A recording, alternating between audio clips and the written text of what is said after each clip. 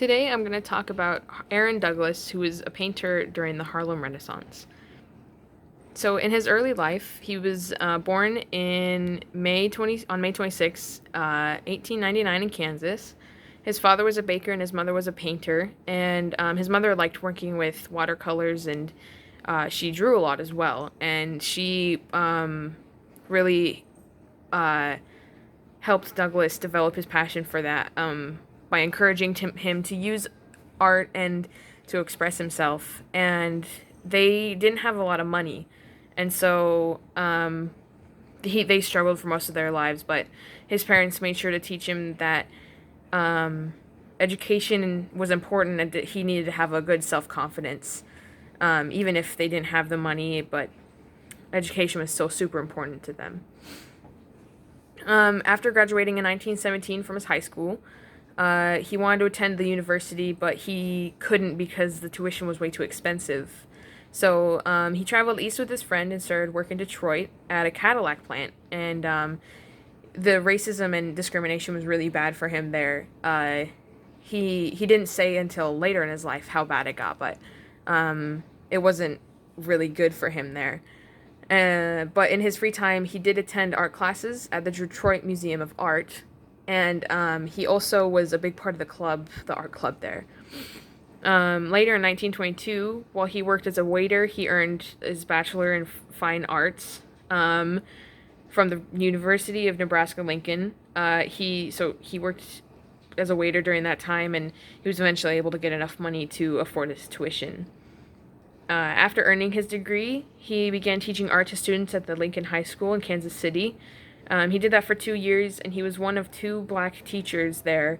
And in 1925, he felt he could no longer grow in Kansas City. He didn't feel like he could achieve the things that he could have.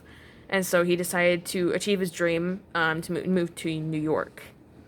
So he found himself in Harlem after he moved there, and he loved it. He loved the environment and the fact that there was no discrimination because it was all run by, black people, and they were the ones who ran it, and it was just a very unifying thing. He really enjoyed the environment there.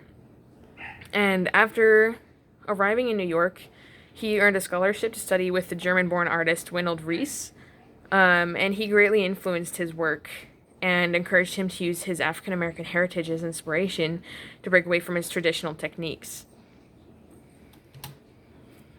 This is called Opportunity and the Crisis.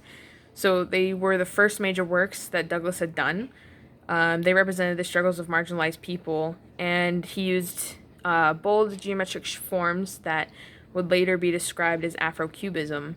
So it was a lot of modern art style that he used in it, and he also used kind of the Egyptian-looking silhouettes from Egyptian hieroglyphs, and he actually received a lot of criticism for that.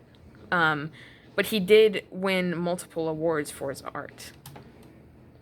And his particular art style, he used rhythmic silhouettes in his work. That was one thing that really stood out. And he always used the rhythm.